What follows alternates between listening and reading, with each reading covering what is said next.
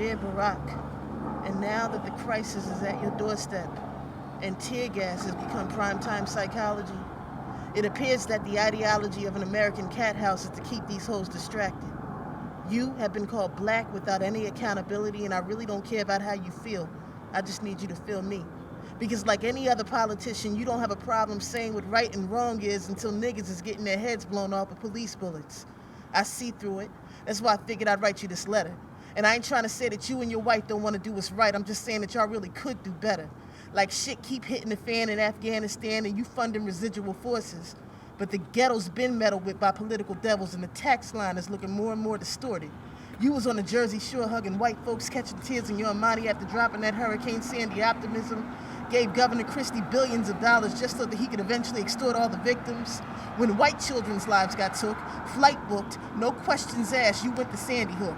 But no presence when black boys are killed like Emmett Till. You'd rather stand on a platform and tell us to chill while the media publicize lies saying we being too violent. You gonna break your silence just to tell us to stand still? Man, I remember watching grown men cry when you got elected. Like finally, my children would no longer be neglected. They expected the Brown and their president to take precedence. They thought they had achieved some level of political preference. They thought they had a black president.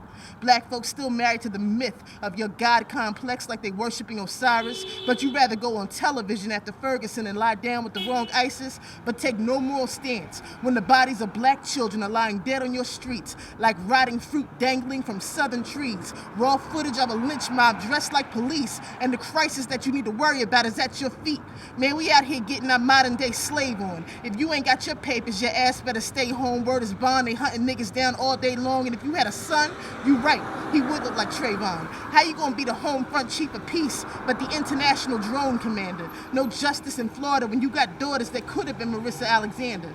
But now you rather send tanks to Syria while tanks in Missouri are non-informatically inducing gas-forced tears on us. The governor released the National Guard to impose fear on us, and I'm supposed to believe that you care about us. The reason we out here in these streets not raising enough hell is because we already know that this murderer ain't going to jail, because if there was any chance in hell of him going to jail, his ass would already be there. So don't talk to me about democracy or categorically digress my stress metaphorically. Instead of writing speeches about the way it's going to be, I dare you to prove me wrong historically. Mr. President, this country is destroying me, like a slow death forcing me to retire, and unfortunately for your politics, I only feel inspired to set this shit on fire. And here's something I can't relate to, but I feel entitled to burn it down, because whenever I look around, all I see is the blood of my ancestors.